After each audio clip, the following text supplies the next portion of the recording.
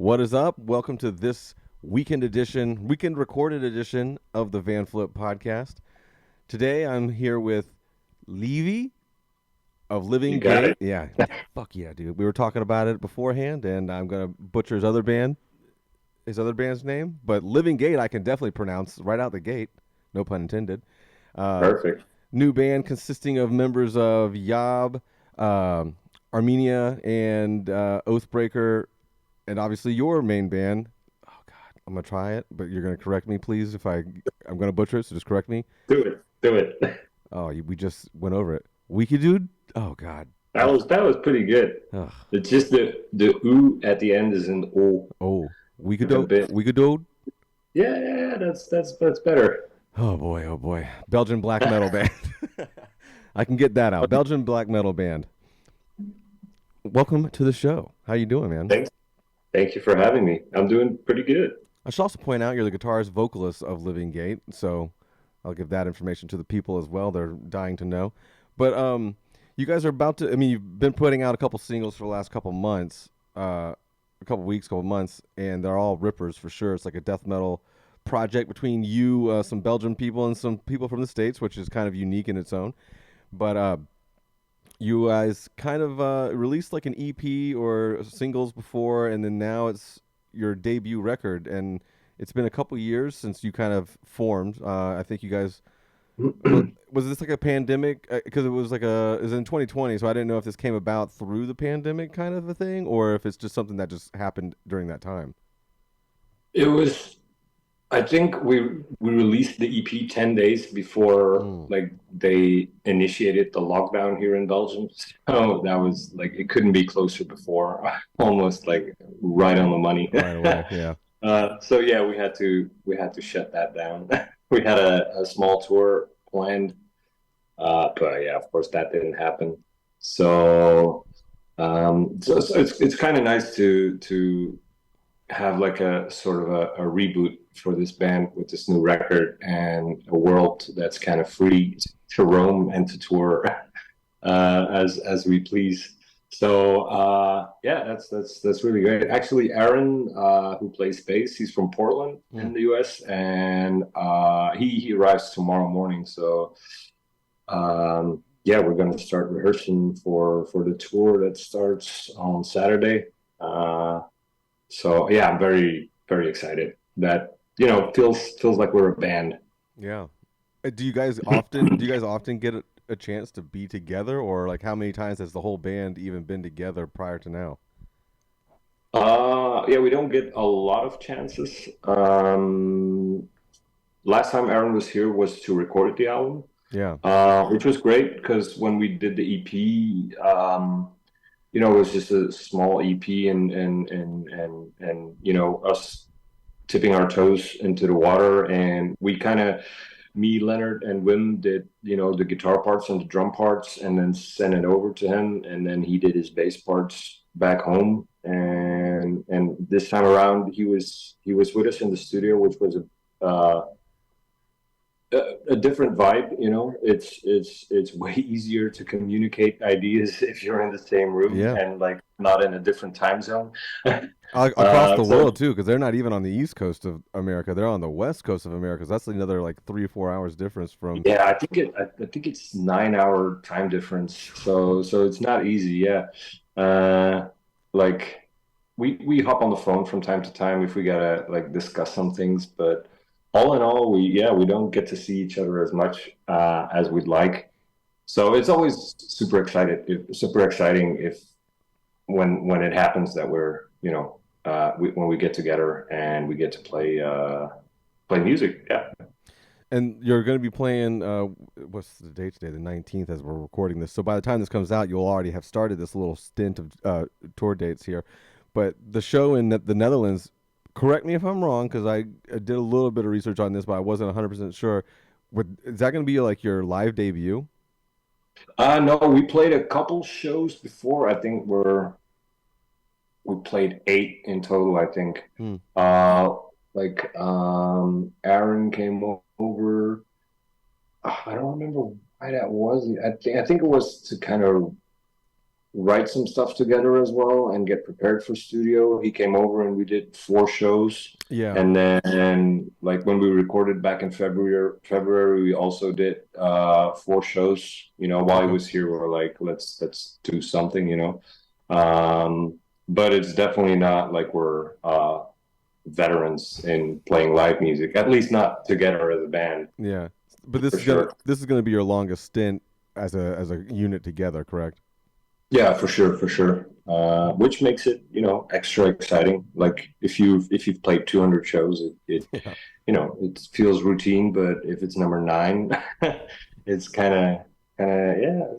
I'm a bit scared. Yeah. I mean, outside of like obviously the 8 shows previously, but like how many times before that did you guys all get together as a unit to rehearse or practice together prior to like even the first handful of shows? Was that like kind of a hectic situation because clearly, you guys are spread hours apart as a band, Mhm. so Well, not a lot really. I mean, I got to know Aaron because WIEGEDOOD toured with Jaap in Europe for about a month. So that's how we got to know him. And then later, I toured with Amun-Ra and Jaap in the States. So that's how everybody got to know each other a bit. mhm. And I don't know, like the idea for Living Gate was already brewing in the back, of our minds in Team Belgium. And then I don't know, I think we played. Job was playing Hellfest at the same time we were, and I think it was even an on the spot kind of idea to like, hey, because we didn't have a bass player back then, and we Mhm. wanted someone capable. And I think, yeah, just being there and seeing him, I was like, should we ask Aaron if he wants wants to do this? And he was super excited. And I don't think we were in the same room again, like before COVID kind of Mhm. died down again. Like we recorded the EP and released it, and we sent everything back to him. So we didn't see him in that recording process, and we didn't get to play shows. So uh, yeah, it was a long time since after like initially getting the band together that we even saw years even. Yeah. Yeah, yeah. So that's kind of weird, but yeah. Yeah, but you guys also got your other, I don't want to say main projects, but other projects going on all together too. So you were saying the idea for Living Gate was kind of already brewing in the back of you guys' head, on the Belgium side. Um, what was the catalyst for actually moving forward with that, idea? Was it meeting, the bass player and or Aaron and just trying to like go like he's the one, or just like maybe discussing it and then he kind of like, hey, that sounds cool, but like it's an odd choice because again, you guys are so far spread apart. It just seems like it would, hinder progress. Yeah, yeah, But for sure. obviously, it's taken quite a bit of time for all these things to come to fruition outside of either the EP and whatnot. And clearly, Yob is touring a lot in the last 12 months too. So, yeah, I mean, like, what kind of was the catalyst that was the domino effect to start the project?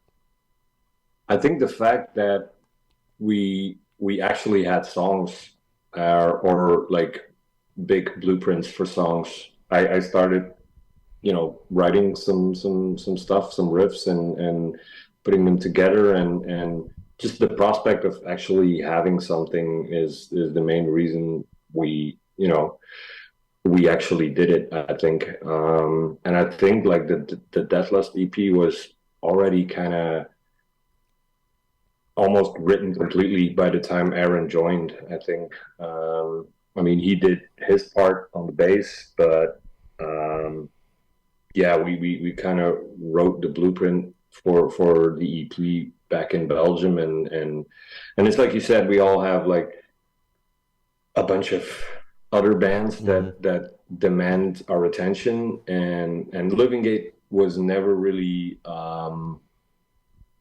supposed to be, a band that we knew everybody, like we know everybody's preoccupied a lot of the time with their own bands, even among the three of us over here in Belgium. And that's kind of, I don't know, the reason that I was like comfortable with Aaron joining as well, knowing that he's on the other side of the world and he also has, Yob to keep in account and everything because it was already a mess on our side anyway. So we might as well just, add some more to the mess Yeah. and see where we could take it. Yeah. Um, where did you? Was he the connection with Relapse too? Because I know Yob is on Relapse, and your band is on Century Media. So, like, did you guys pitch the demos to multiple outlets, or did it just kind of connect with Aaron and his connection with Yob? I mean, yeah, Yeah. Yob on Relapse. Yeah. That was I think Aaron pitched it to Relapse and they immediately went for it. So we never really had to go label shopping or anything. And obviously the three of us were, or the four of us were super stoked to work with Relapse. And I think now Leonard is still in Amun Ra and they're also on Relapse. So I think a decent connection grew from there. Um, so yeah, it's and they've been doing such a great job. Like it's been so easy for us to be able to focus on writing music and playing music, and they're basically taking care of all the rest for us. And it's super easy working with them. What's it like for you to be, have a home on two different labels? Uh, it's cool. I mean, I think they're both under like the Sony spectrum, As a both lot of Central people Media are. and Relapse. Yeah, they bought everything, right? Yeah. So um, so we were kind of already like we've been working with Century Media for two records already with WIEGEDOOD, so we kind of knew, how it works working with a label that's run by Sony. Um, and it's nice, and it's not like you have to. You communicate with people who actually have a love for putting out great records and have a love for heavy music and not some, you know, we don't have to communicate with a suit from Sony, right. So that's pretty great.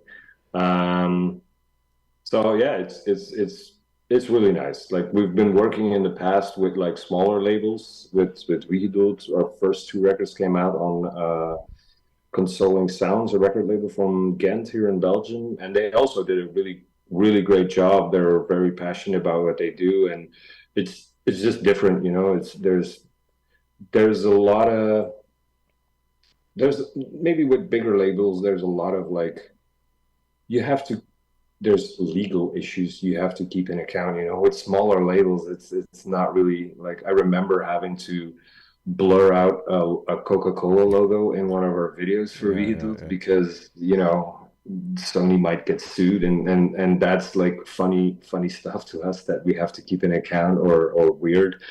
But you roll with it, and but I don't imagine Consoling Sounds would have ever um Cared. complained about Yeah. a logo being visible or anything like that. It's different, but yeah. I mean, there's a lot more resources there too, and I mean, um, not that you probably want to answer this or can answer this, but I know that you just said Amara is also on Relapse currently. Would there be I don't know how long your deal is or how many records or what the agreement is with Century Media with your band, but would there be a chance that like all of your bands are going to be on Relapse just through that connection at some point, or? I don't know really.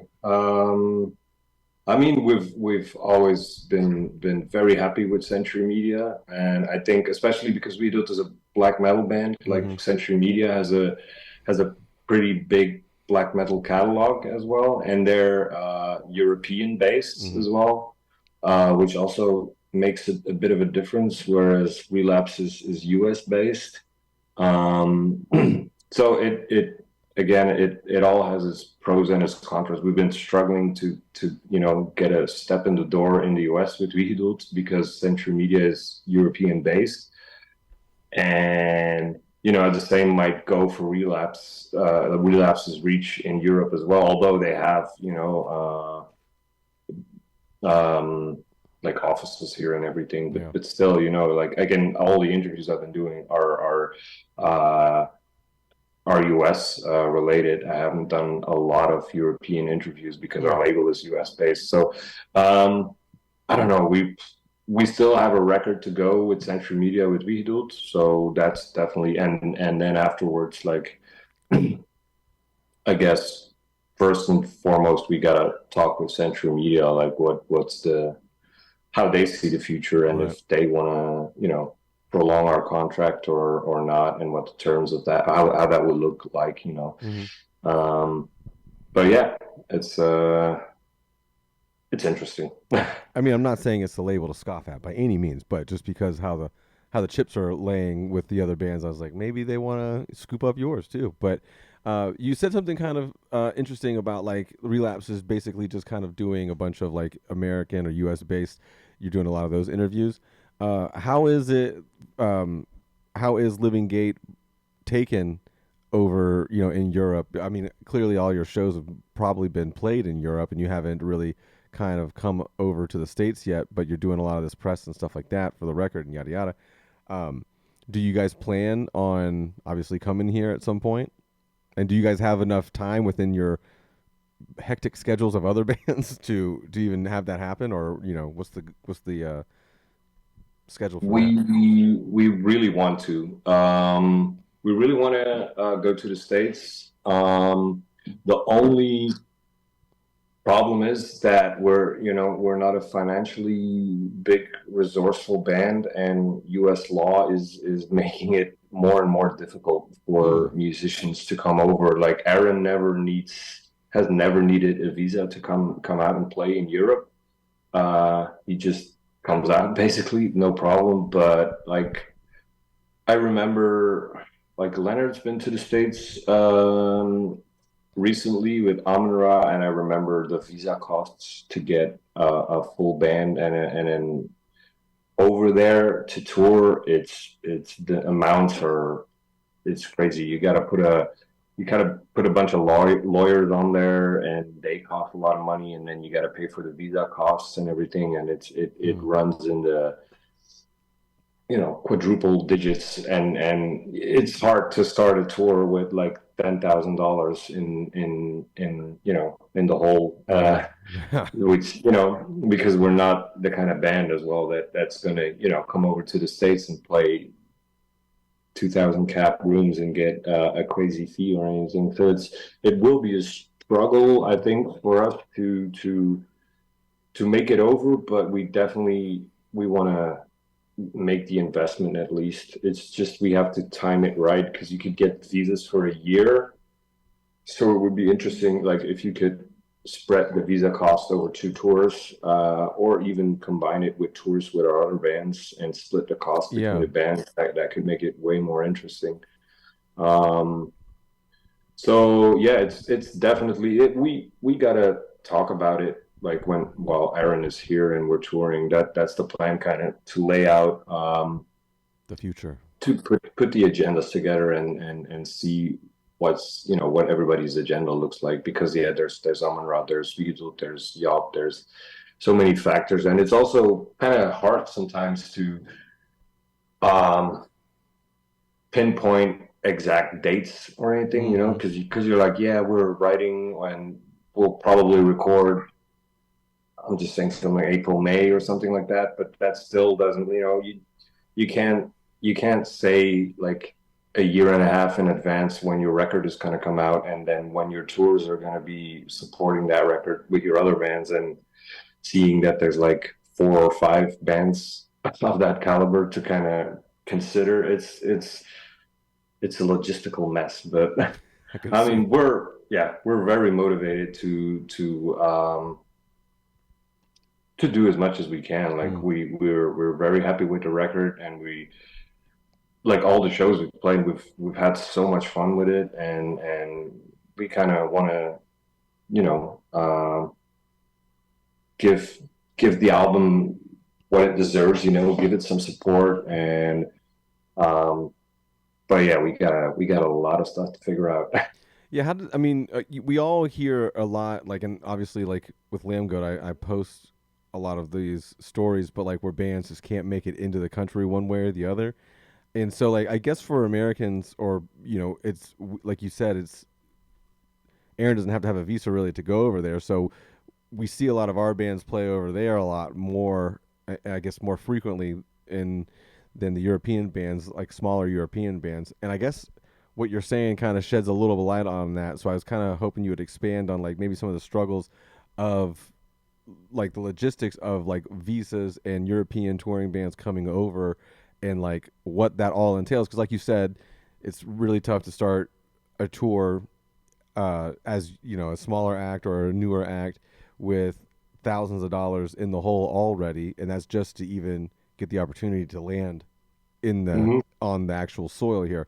So what are some like what are some of the hoops and logistical nightmares? And can you as like you know can you go like I want to take all these bands and I want to split because I know some of it has to do with like making money in America and taxes and all that other stuff too. So like, can you split that between like two of your projects, or like if you have a visa for a year, can you just come over with any project, or how does that work?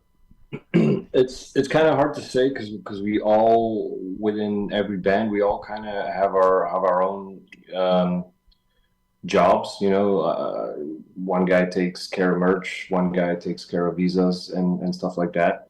Um, so and I've never like I did the Russian visas, Mm. which is not happening anytime soon Yeah. as well.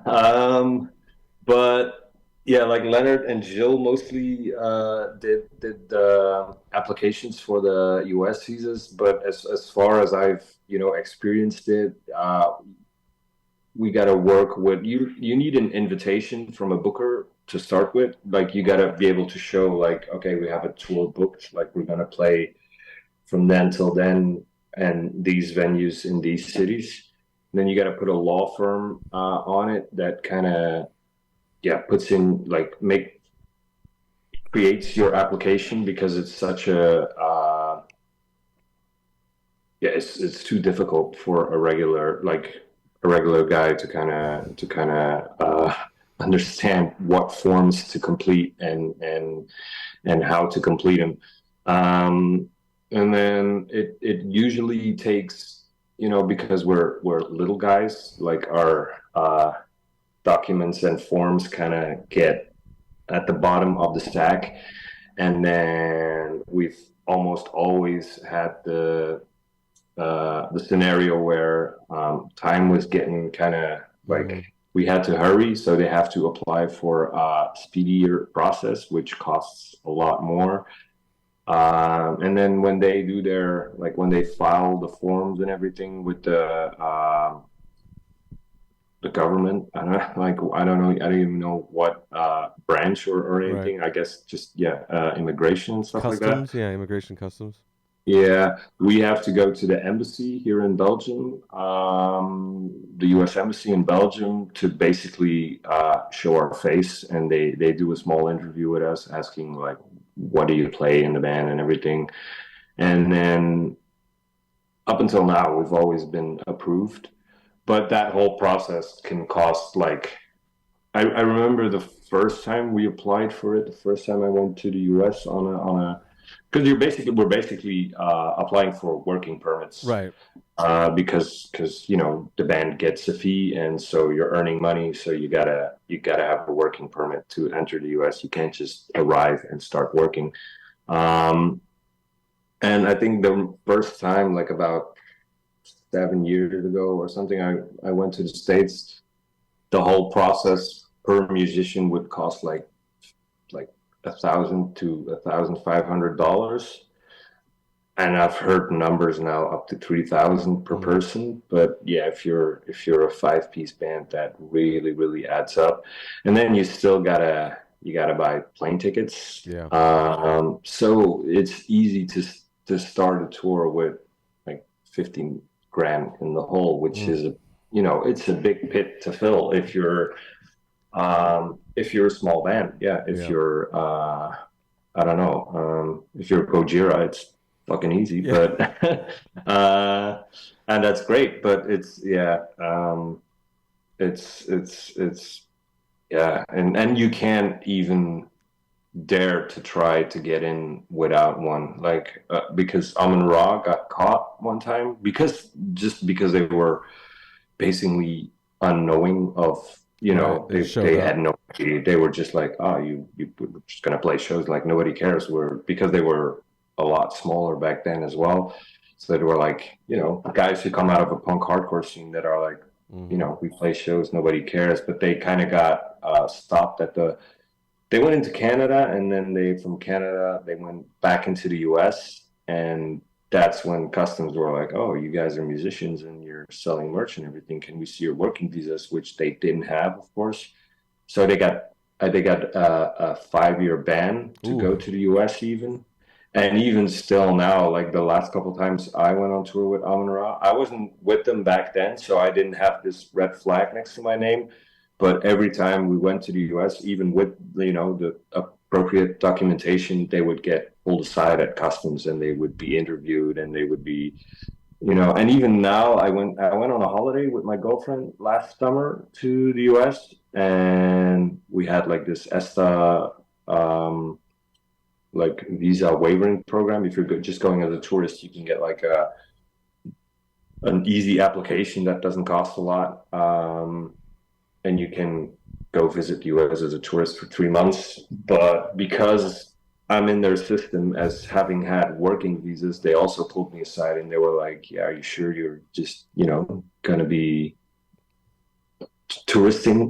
Not working. um, so yeah, they're very U.S. customs is not a laughing matter to us. Yeah. It's very so yeah, we can't like if we would ever even try to do that and we get caught, we can just basically forget about the U.S. for A while. a very long time, and Well, depending on the next who gets in office or how the political situation changes in the U.S., it's probably not going to get easier or anything. So yeah. um, That's yeah, interesting. uh, I didn't really. I mean, as someone who doesn't have to have, a visa or customs to work in America, I didn't realize that you could get banned for like a number of years like that. But like, were the guys coming over with a tourist visa? Is that what they did prior, and they just kind of yeah, like laid it low, like they weren't gonna?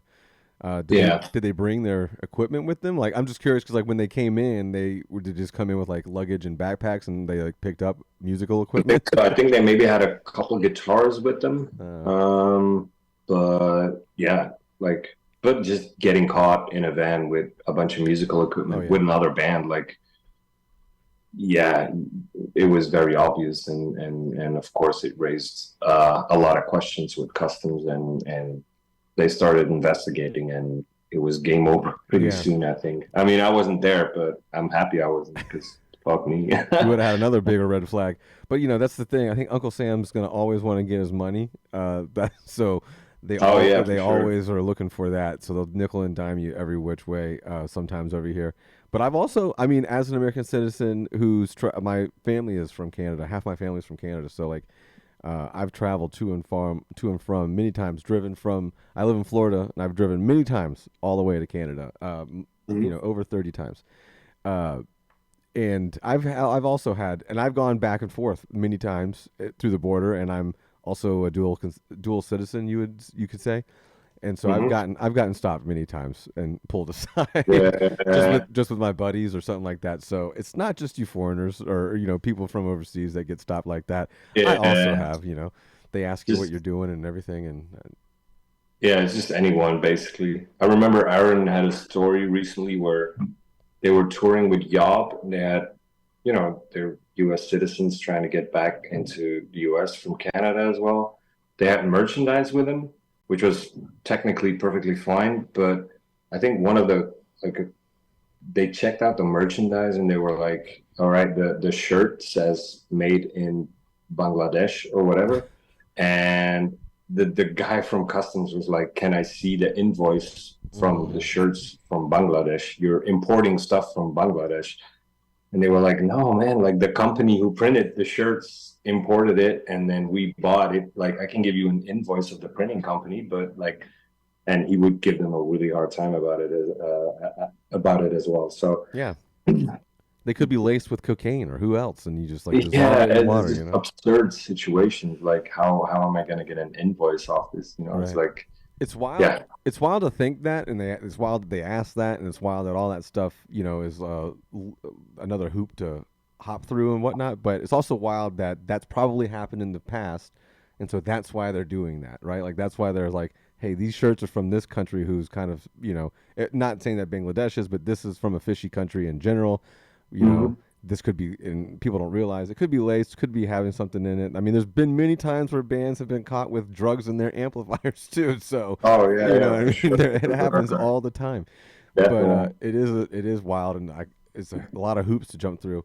The other thing I was kind of chuckling at is you guys, or not you guys particularly, but like people overseas that are in smaller, more obscure metal bands, having to go to the U.S. Customs office to like have this formal interview and be like, Mhm. yes, I play obscure black metal, or I play these avant-garde, metal, and the guy behind, or the person behind the desk is like, what the fuck, you know what I mean? It's just like, Yeah, yeah, yeah, yeah, exactly. so it's Like probably it definitely easy. It's probably easier for like a bigger band like Gojira to be, oh yeah, I know you did the Olympics, right? And then it's like an easy check yeah, mark. exactly. Yeah, or if you even just Google them, like you can see, like, oh, these guys are legit. Like, you, everybody knows Rammstein, you know. Yeah, yeah, So it's oh, we got fireworks and shit. It's great. yeah. But yeah, with us, it's like I've luckily never had to explain WIEGEDOOD, like what it means to a U.S. Customs official. So that's good. Yeah, they're probably like, okay, and then just keep moving on. Because they can't pronounce it Yeah. either, just like I couldn't. But yeah, it's got to be a funny situation. That would be something that would be fun to record. Like on video. You probably can't do that for legality reasons, but Sure enough, it would yeah. be funny to But see like yeah, interaction between the two. yeah. Mostly they keep it like strangely short. It's like it's not like we have like an hour interview with Mm. them or anything. Sometimes I've even just had like, so what do you play in a band? And go like, I play bass. They're like, all right.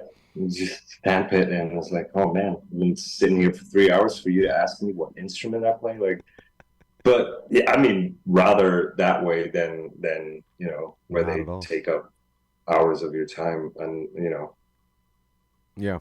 And that's usually me at the border, just them searching the car for whatever reason, and I'm like, okay, I get it because I was like in my 20s and with my friends, and it just Mhm. we weren't working really at the time, so they're like, "What do you do for a job?" I was like, nothing. You're in school? No. All right, pull over here real quick, 'cause, we're trafficking Yeah, drugs at that point, So, yeah, of course, yeah. um, Gotta like since Brexit, like because we're also not used to like the whole border thing that much in Europe since most of them are mhm. just open, like you can just drive from Belgium to Spain and to Prague and to whatever. Like nobody's really gonna stop you. You'll maybe have like a border control in Germany or Austria or something, but they're also just checking for drugs, and if you don't have any, you're good. But and it used to be like that going to the UK, but now that also got fucked up because they Yeah. had the whole Brexit thing that went down, and that's still like at least with the US situation, we know kind of what the rules are and what we have to apply for and everything. With Brexit, like with the UK, nobody fucking even they don't know. Like at So least new, yeah, that's it's all new. how I feel. Like it's different every time. Sometimes they'll just go like, "All right, have fun," and the other time they'll pull us aside and check our Instagrams and do like this whole background check. And sometimes they'll be super easy about you having merch with you. Sometimes they'll make a huge fuzz about it. It's just so strange, and it's like yeah, it's just weird. Like nobody knows what's what the rules are, even like Yeah. even the custom guys. I don't know. It's so strange. It's a new situation for them, so I can understand that everyone's just kind of like flying by the seat of their pants. But man, these are the things that like you really need to think about if you want to be a band. You don't think about that in the beginning. You just want to write some riffs and play some shows. But Mhm. then if you get into that and you really start enjoying it, it is a lot of hectic mess to kind of be logistically like travel and handle your business and whatnot. And it kind of it kind of is like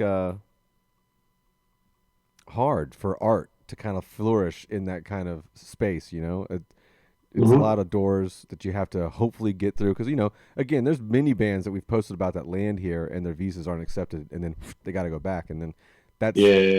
when they get here is when the tour is about to start. So like now all of a sudden that's screwed, or many even other times like you were saying, you have to pay for expedited visas or whatnot, and sometimes those don't even go through before the tour. So the tours and all that stuff's got to be scrapped and canceled, and it just kind of sucks because like I said, it's hard for art to kind of flourish and spread throughout the world if that's the case, and it's got to be kind of depressing and mind-boggling for those who have to deal with that. And I guess I don't know if it's better or worse, but like obviously if we don't have to deal with that going over to Europe or going to other countries, obviously you guys can enjoy a lot more American music, but we here don't get a lot of, or it takes a little bit longer or more Mhm. to do to get the European sound over here, like a lot more black metal and stuff like that, or whatnot. Mhm. Yeah, I mean it's a good thing. Like in that sense, the internet is a kind of a good thing because it Yep. doesn't have any borders really. But other than that, yeah, you're right. It's kind of confined within the borders of where it originated, and um, yeah, it's really not easy, especially we're all we all come from like a punk hardcore background, so we've never had managers or anything like that looking out for us, and we wouldn't want that really. It's kind of a weird idea to us to have somebody come in from Mm-hmm. outside the band and going like, oh, you gotta do this and you gotta go that way and then you gotta go, but that also means we've got nobody taking care of all that non-musical stuff, and we have to do all that stuff ourselves as well. And some of it is uh, fun, like making merch designs and putting like a visual aspect to the band and everything. Mm-hmm. It's fun to do, but then there's also like a lot of that visa stuff Yeah. and yeah, it's driving for hours and hours. Although I like that, I always enjoy that, Yeah, but that's part. I it's think that it's is part of the lure of being in a band and touring is just getting in the van. Even though people complain about it a lot of the times, I think they also enjoy it. oh yeah, yeah. There's a the band Half Heart. Mm-hmm. There's a I don't know what the name of the song is, but that at the songs to scream at the sun record, there's a song about like the hate love relationship Yeah. between being on tour, like getting depressed when you're home and getting depressed when you're on tour, and Yeah. Yeah. being happy when you're home and being happy when you're on tour. And it's I don't know, it's just I love that song. It's because it's so spot on. Like it's so good, and it's true. Yeah, Yeah. it's but in the end, like if you're in a band and you get to tour, we shouldn't complain, like um because it's also like, I mean, I feel so lucky being able to do this. Like Right. we've all worked hard at what we do and building something out of nothing. But even like 15 years ago when I did my first tour and everything, and I remember being like so super excited to play a show for 7 people and being it in my head it was a life-changing event, Yeah. and I was in Germany. All of a sudden they had Burger King over there before we had it in Belgium, and it's all these, they got these huge cans of beer that they, like a liter can of beer, stuff Wow. like that. And yeah, it just opens up the world to you. And as longer the longer we're in a band and the longer we've been doing this, the more opportunities we've been getting, and the crazier the opportunities that we've been getting, and it's yeah, we all feel very lucky to do this. I Yeah. mean, yeah. Now, Have Heart is a band I didn't think you would bring up, and then also I didn't think that you would be you'd say like, oh, we all come from a punk hardcore background, which I didn't know if you were like just using that as a blanket kind of genre statement, or because one of the questions was that I wanted to ask is like, how did you fall into the black metal? How did you fall into black metal and death metal and all that stuff? Because I mean, clearly that's way more prevalent, or it's been way more prevalent in Europe over the last couple decades. Black metal and obviously death metal is big here, especially in Florida because Tampa is also like one of the meccas for death metal for a lot of bands, and a lot of bands came Yeah, from there.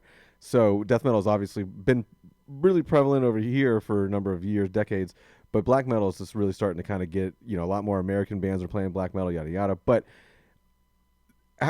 did you start off like a hardcore kid or punk kid and then just kind of like fell into some like weird crevice and you're like, oh, now I like avant-garde black metal and all this other stuff? everything kind of grew a bit naturally. 'Cause when I was like a teenager, I like Iron Maiden and AC/DC, and like in Europe at that time, techno was big and still is. But everybody in my school was listening to techno, and I didn't feel the vibe. And yeah, I would go to the library and find out these hard rock and classic rock and early heavy metal CDs. And then I wanted a guitar. My parents bought me a guitar. I wanted to learn how to play AC/DC, but turned out it was like harder than it looked. Yeah.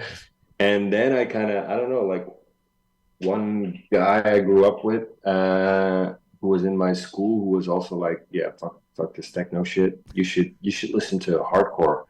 I had no idea what it was, and then he took me to a couple of shows and like gave me some bands to listen to, and that was the big spark for me to want to play music myself, because it wasn't it sounded easy, and it doesn't matter either if you're like, you don't have to even like, it doesn't matter if you can't play that right, Yeah, or you don't you can play be a that good, sucky or band. You can be a sucky yeah, band and still you be could good. actually suck, and out of support for the local scene, people would give you shows, and I Oh was no, like, yeah. well, I want some of That's a that. cool part. That's a cool part of it, but also like, be like, Yeah, ah. of course. In the beginning, it is, and then after a while, like you go, like, oh man, It'd be cool like to see a good gotta band. make shitty bands.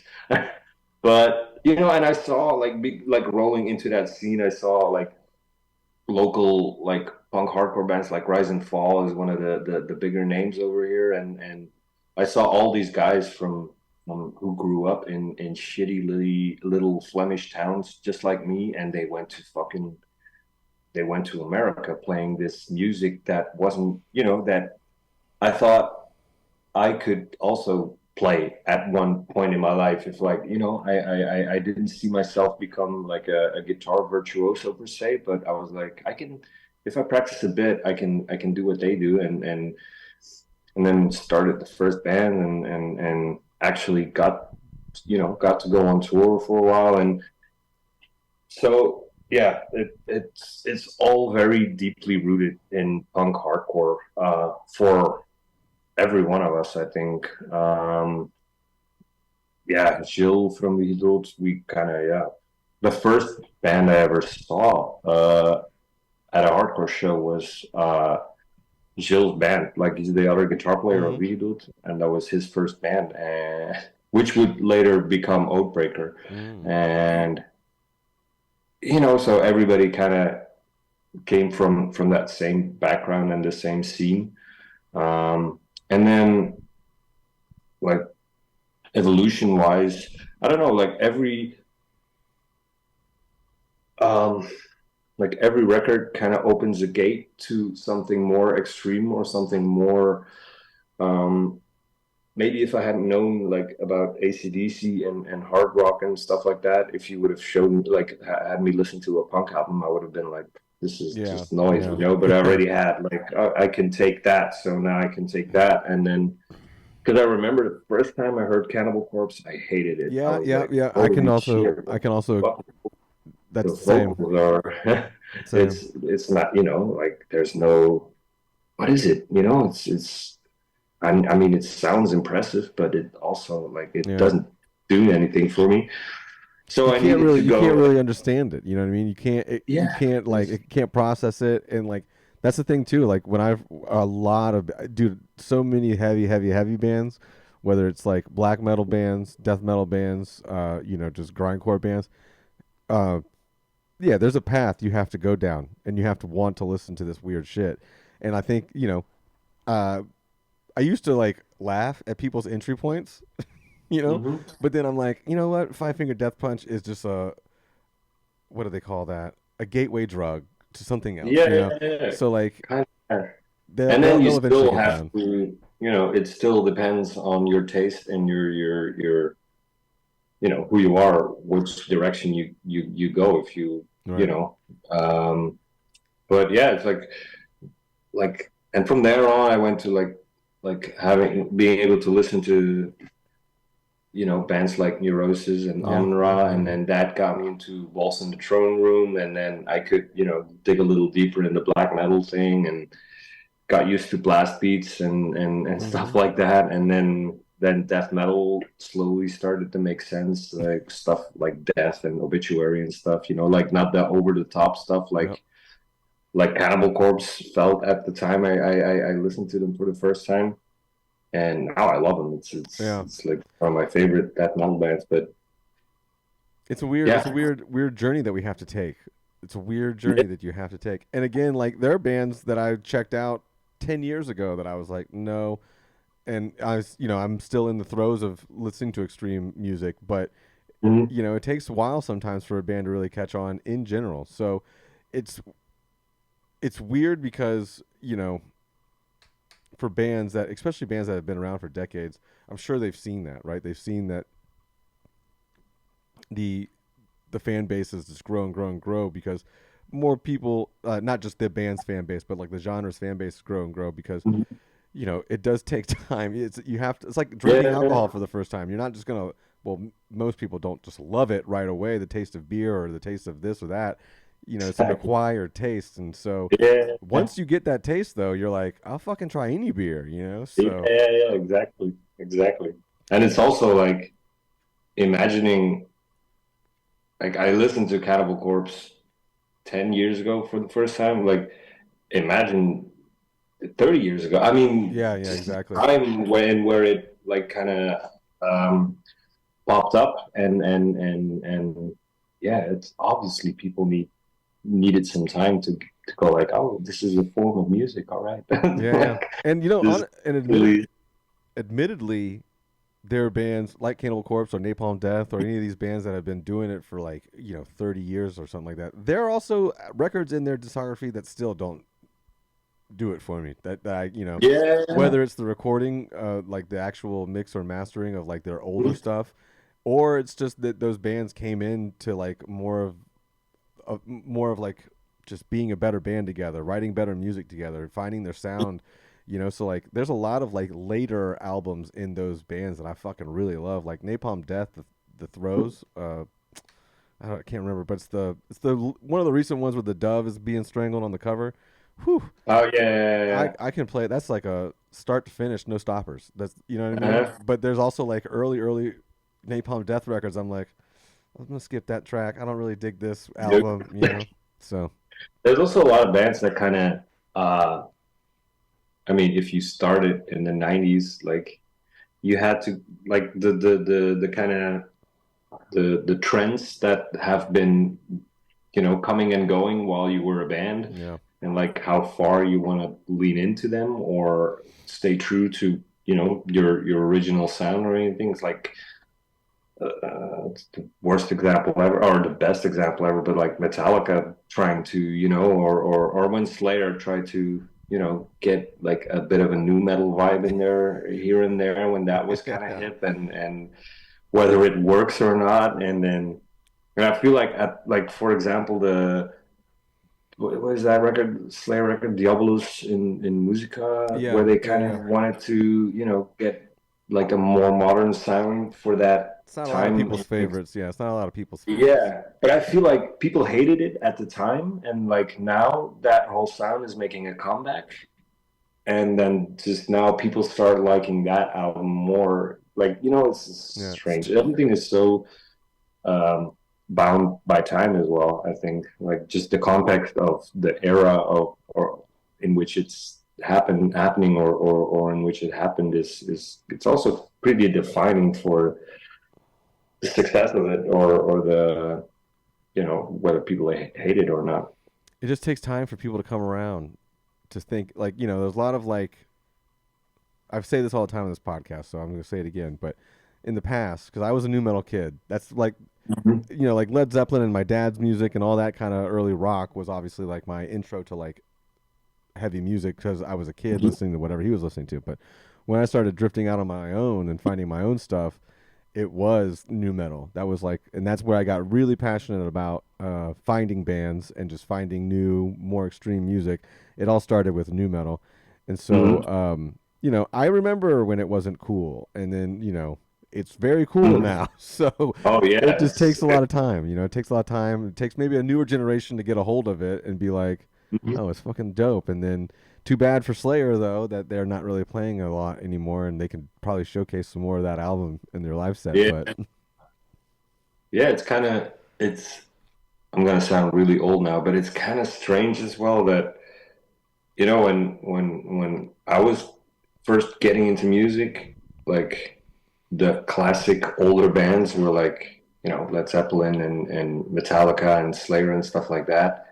And to see that for the younger generation of now, that like if they go back the same amount of time as we did to get to Metallica and Slayer, like they get to Limp Bizkit and Korn and everything, and that's their yeah, kind that's of their classic oldies. era, and Led Zeppelin is just old man, Yeah, old people music now or something. I don't know. it's still It's good. But the thing is, too, I talk about this all the time, and with my friends and stuff. Like Led Zeppelin's only a band for 10 years. You know what I mean? Limp Bizkit and Korn have been bands for 20, 30 yeah, years. You know what I'm saying? So there's sure. that too.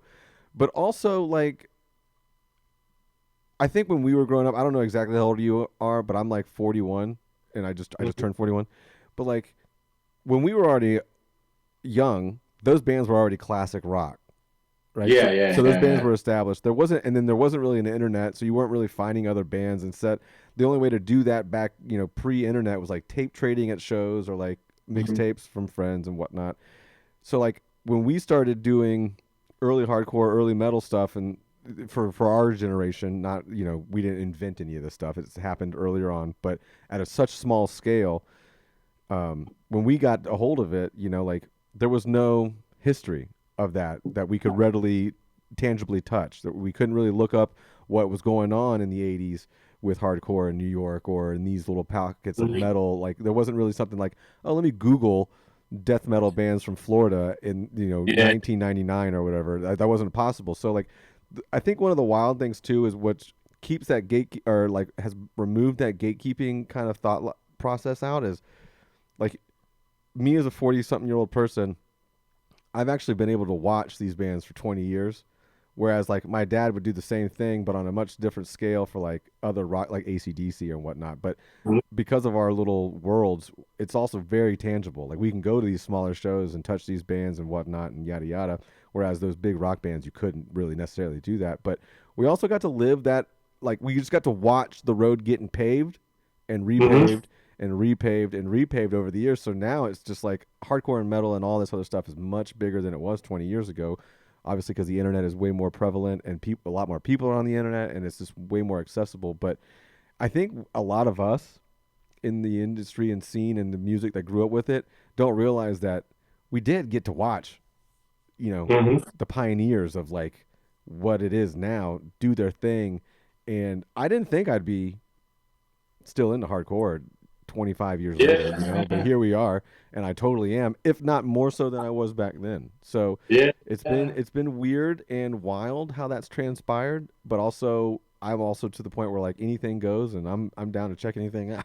So Yeah, which is great. It's yeah, it's like you said, and these days you got Spotify, you got like the entire library of human musical history at your fingertips, which yep. is, you know, back back when we were getting into music, it was unthinkable, I had to go to the library to kind of, get CDs and then just copy them, and I copied like the cover and everything. I kind of, you know, Just bootlegging the hell um, out of it.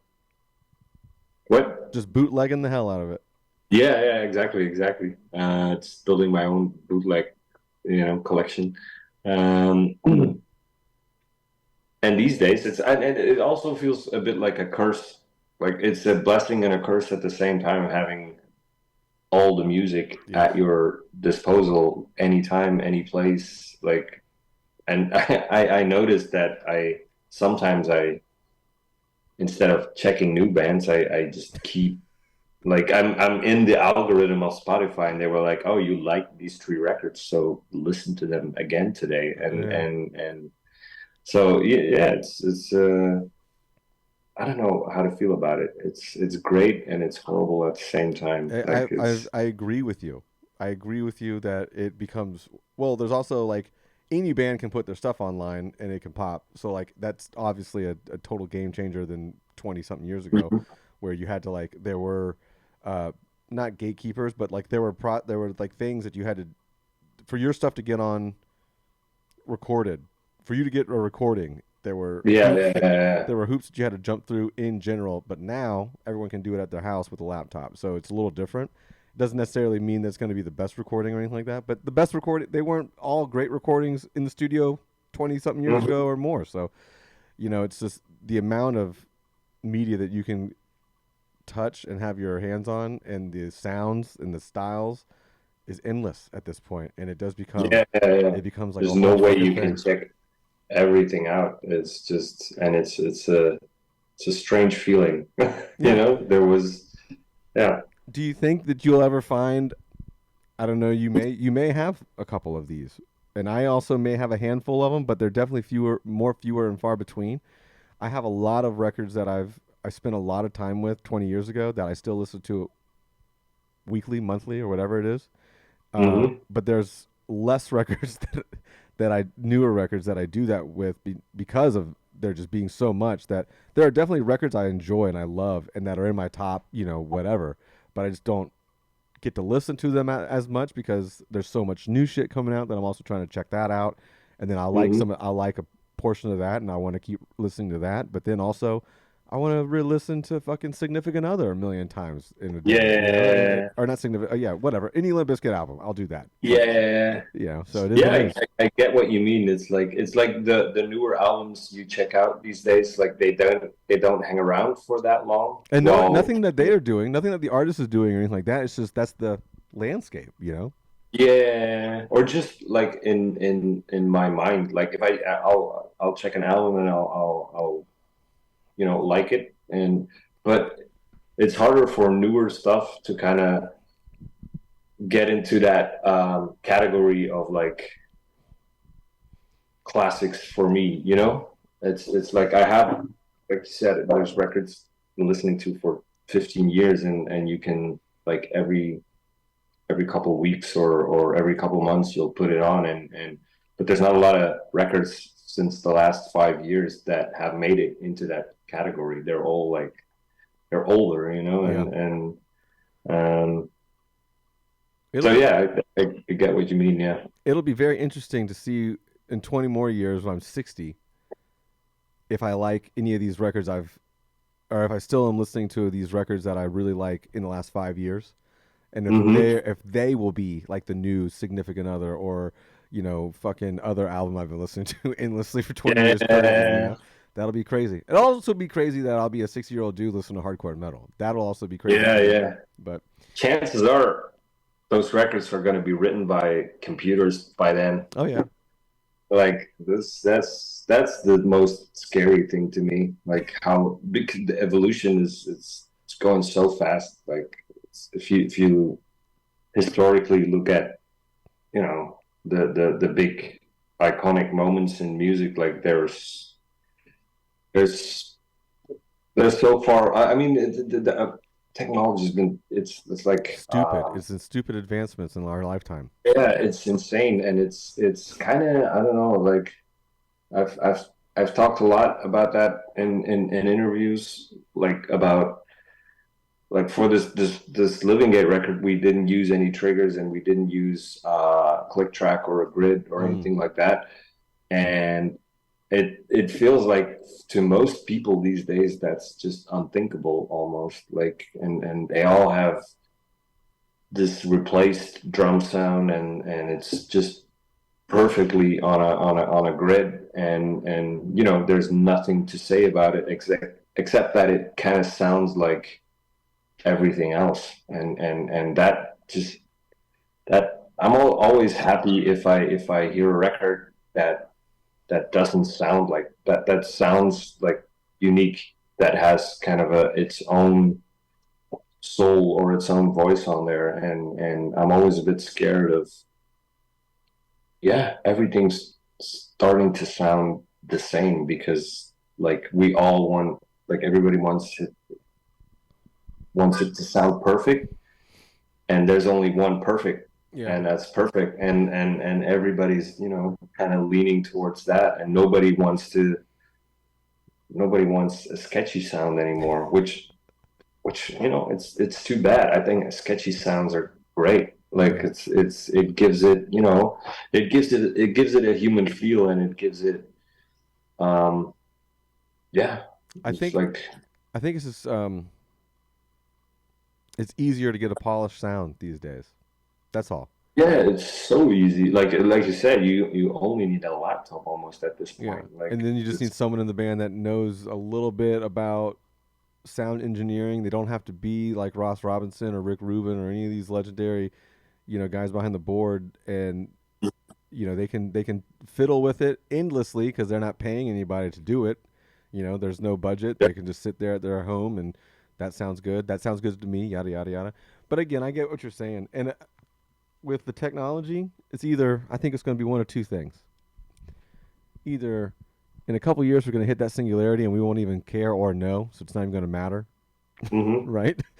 maybe Or yeah. or I think with art and especially music and musicians and stuff like that, I think obviously the people at the top that are making gobs of money in like pop and certain bigger genres, they are probably more into the idea of having like AI generated this, that, or the other, whether it's hmm music or lyrics or whatever. But I think the actual artists that actually care about the art form, which is probably most people out there doing music, uh, will fight against that. And I think eventually it will be some kind of weird, I don't want to say law, but just like overall thing that people just won't want to do it. Or again, we hit the singularity, we don't even realize we're in the matrix anymore, and we're just living life, So there's that. Yeah, I know what you mean. Yeah, but I kind of want to stay positive as well, and kind of believe in the fact that there will always be, you know, people who want to create music and want to play music and have a clear and sometimes unique vision on how something should sound, Yeah. and that it's not always going to be conform with the singularity, like you said, and that there will always be people who appreciate that and who are going to support that. And I mean, it might be pushed more into like obscurity um, than it is now, even. But I mean, it's an underground, it's an underground scene for a reason. Right. And I think a lot of people that are drawn to the underground, they have, and again, just like you and I probably did when we were younger kids, you had that passion to really go find bands and find sounds and find records and all this stuff. Like that's why we go to smaller record shops. We have to dig in the bins for just like obscure metal and hardcore, and just that's what we kind of do in general. But Mm-hmm. I think that's just something that will continue happening with fans that get into this music, is that they'll find this little vein of the world, the underground world that we all live in, and they'll just constantly dig. I mean, I'm still digging now, and I've been in it 25 years or not or more. So I think that's something that will always stay true to our little world. But and I think that will also, people will try to have their records sound different. Hmm. Obviously bigger bands, bigger acts, they're gonna want that more polished sound. But there's gonna be bands in our little, metal and hardcore world that won't want to have their records sound great. They want it to sound like 80s thrash metal that sounds like it was recorded in like a tin can trash can. There's gonna Yeah, be that exactly. Yeah. that'll be the vision for them. Yeah, exactly. I like that. And the fact that all of this is happening is kind of also making me appreciate like the creative choices bands are making as well. Because I'm really into the band Poison Ruin. Mm. Mm-hmm. Um, they're on Relapse as well, I think. And I've seen a couple times live. I think it's so good. And every time I listen to their records, I always feel like fuck, like when I see you guys live, the vocal, the phrasing and the vocals and everything is so cool, but it's always so quiet in the mix on the Oh yeah, record, yeah, yeah, yeah. and I'm always kind of frustrated with it, Mm-hmm. even though I listen to it a lot. But at the same time, it's like I kind of I'm like, you want it to sound like that, so I'm just not gonna, interfere. It's Yeah, like I'm gonna take it as it is because clearly you intend, you want it to sound like that, and you want the vocals to be kind of buried, and it makes me, yeah, just the fact that there's if people and bands make like these more extreme decisions that are bound to be a bit unpopular sometimes, yeah. it also kind of, it's uh it makes me appreciate the fact that they actually have a vision and a clear view on what they want. It's like when we play with WIEGEDOOD, we don't have a bass player. We just play with two guitars and a drum set. And there's so many people who come up to us and go like, "You guys need a bass player," and I'm like, "No, we don't. You, Yeah. you don't get it. Like if you want to hear this kind of music and have a bass underneath all that, just start a band and Yeah, add a you do bass it. player to it. But that's not, that's not what we are. That's not what we want. And that's always very cool to me. Like being in a band and writing music and stuff like that. That you can do whatever the fuck you want, and that's such a um, liberating feeling. Like even though like, oh, people are gonna hate this, but I love it. So Yeah. let's go. I've gotten in trouble many times saying a band live sounds way better live than on record, and I'm not saying that to like, poo poo on a producer or an engineer or anything like that, but it is something about, the way that bands do want their mixes or their records to sound, but then when they play live, it hits you differently, and it's just like, wow, way more enjoyable. And that's not to say anything negative about anybody, but um, on that note, I told you, Levy, that I would get you out of here earlier than hopeful, but we're over an hour now. We're at Oh, 70 minutes, and that's just what happens. When time flies when you're having a good time, man. So yeah, I it's a good appreciate I conversation. appreciate the great conversation on this lovely weekend, and I'm sure it's probably like evening time for you now. So Slowly getting dark. yeah, there's a record fair like 3 blocks down the road that I'm gonna try to dig out Awesome. some metal and hardcore records from. So I'm gonna Perfect. continue Perfect. my job doing that. But yeah, man, congratulations. By this time, the record's already been out, so hopefully you're listening to Living Gates, Suffer as One. The 3 songs that are out currently that you probably already listened to, they all rip, so that they're all great. I really enjoyed them, and the album's also really good. Um, and again, hopefully one day Living Gate can, tag team with Yob or not Yob, but Amon Ra and WIEGEDOOD, and they can all come Yeah, over as a core, and maybe you can all 4 of those bands can have a tour together, and it'd be a mixed multi-genre. But hopefully, yeah. It's gonna be hard work for some people though, playing 3 times in a in a night, but yeah, it's worth we've it, had worth it. situations like that before, so it's Yeah, not a completely crazy idea. right. But the people want it, maybe, so you have to give the fans what they want every now and then. But yeah, Yeah, well, have a great day. Have a great rest of your evening, and I'll see you when we wake up in the Matrix in 10 years. Perfect, perfect. Thank you. Thank you so much for having me. No problem. Take it easy, man. Bye. Bye.